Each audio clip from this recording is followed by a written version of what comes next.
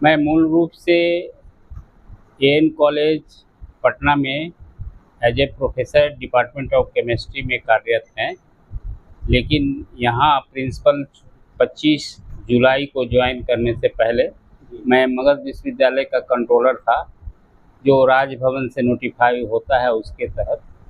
वहाँ से मैं रिलीव होके आया क्योंकि मुझे प्रिंसिपल यूनिवर्सिटी सर्विस कमीशन द्वारा प्रिंसिपल का जो सिलेक्शन हुआ उसमें बिहार विश्वविद्यालय अलॉट हुआ था, और बिहार विश्वविद्यालय से लॉटरी सिस्टम से मैं भाग्यशाली रहा कि वैशाली ज़िले का सबसे सर्वोत्तम कॉलेज आरएन कॉलेज मुझे मिला।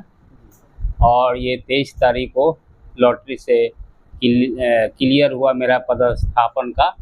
तो 24 को प्रक्रिया जो होती है पाटलिपुत्रा यूनिवर्सिटी में एएन कॉलेज आता है, वहाँ से रिलीव हुए और उसके बाद यहाँ 25 को मैं ज्वाइन किया। कॉलेज में ज्वाइन होने के बाद कैसा लग रहा है? यहाँ की कॉलेज का माहौल किस तरीके का है? नहीं, ये बहुत मैं भाग्यशाली अपने को मान रहा हूँ कि मुझे आरएन कॉलेज मिला।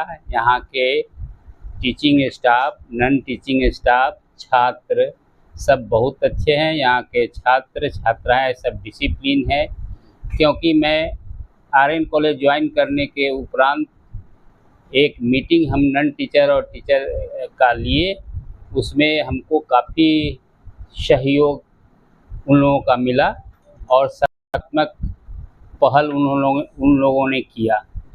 और उसी के बाद कल होकर कारगिल दिवस मनाए। तो कारगिल दिवस जब यहाँ मनाया जा रहा था तो मैं आपको बता दूं कि हमको लगा कि कोई सेना कंटेनमेंट एरिया में, ऐसा किसी भी महाविद्यालय में हम जहाँ हैं एएन कॉलेज में भी नहीं देखे, और पूर्व में भी जो महाविद्यालय में कार्यरत थे वहाँ भी इस तरह से कारगिल दिवस नहीं मनाया जाता था। तो मैं बहुत प्रसन्न हुआ कि मुझे बहुत अच्छा कॉलेज मिला है। यहाँ एनसीसी कैडेट, एनएसएस के वॉलंटियर काफ़ी डिसिप्लिन है और एक्टिव है। और उसके बाद हमको मालूम चला कि 1 तारीख को स्थापना दिवस है आरएन कॉलेज का, 1952 में शायद स्थापना हुआ था। तो मुझे लगा कि भाई ये स्थापना दिवस अच्छे से होने चाहिए। लोग जो पहले से कार्यरत है, टीचर नॉन टीचर की मीटिंग बुला के हमने फीडबैक लिया, और फीडबैक लेने के बाद स्थापना दिवस 1 तारीख को मनाए, जिसमें मुख्य अतिथि के रूप में माननीय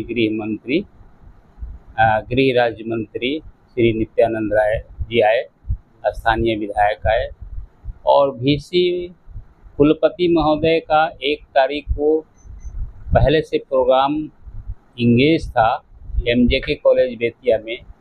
नहीं तो उनसे भी हम रिक्वेस्ट किए, उन्होंने अपनी असमर्थता व्यक्त की कि मेरा 1 तारीख का प्रोग्राम व्यस्त है।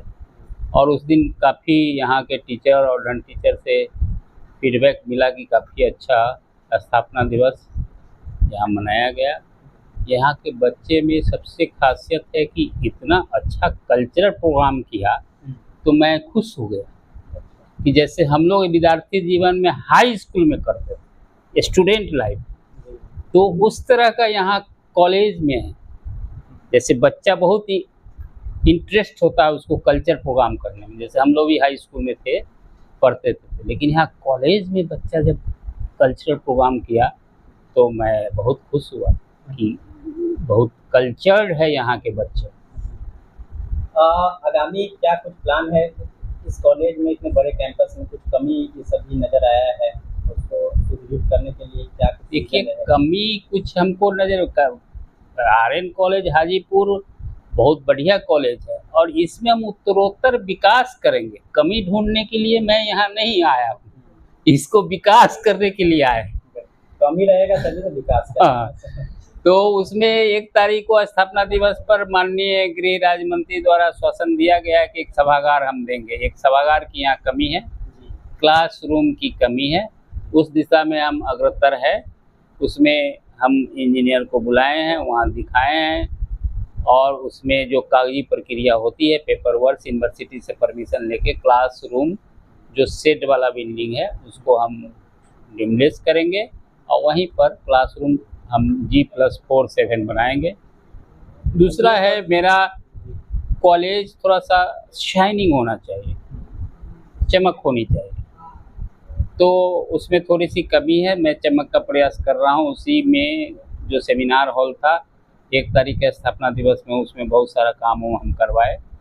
और आगे आज मैं टीचर्स सारे हेड ऑफ डिपार्टमेंट का मीटिंग लिए हैं, उनकी क्या डिपार्टमेंट में रिक्वायरमेंट है, क्या चाहते हैं, कौन सा बाथरूम सही है नहीं है, टूटा हुआ है, हैंड की कमी है, वो सारे लोगों से हम रिक्वायरमेंट लिए हैं और वो रिक्वायरमेंट देंगे 5 दिन में, उस पर मैं कार्य करूँगा। आपको सर इस चीज़ के बारे में जानकारी मिली है कि इस कॉलेज में चुनाव का परिणाम जो है यहाँ पे इसी कॉलेज से होता है? कोई भी चुनाव होता है, नगर निकाय, विधायक, सांसद, सारा का चुनाव वाला जो और यहाँ मतगणना ये सब होता है यहीं पे होता है। हाँ, चुनाव का कैंप डिस्ट्रिक्ट प्रशासन यहाँ बनाता है, क्योंकि बड़ा कॉलेज है। तो ये जैसे एन कॉलेज में भी, पटना में भी रहता है, तो उसमें हम क्या, तो डिस्ट्रिक्ट चुनाव और आपदा 2 ऐसे चीज़ है जिसमें कि वो सरकार का वास्ट पावर है, और वो जो अधिग्रहण होगा, जो काम होगा वो करेगा। वो तो ये सारी सरकारी संपत्ति है, मेरी तो है नहीं। ठीक है।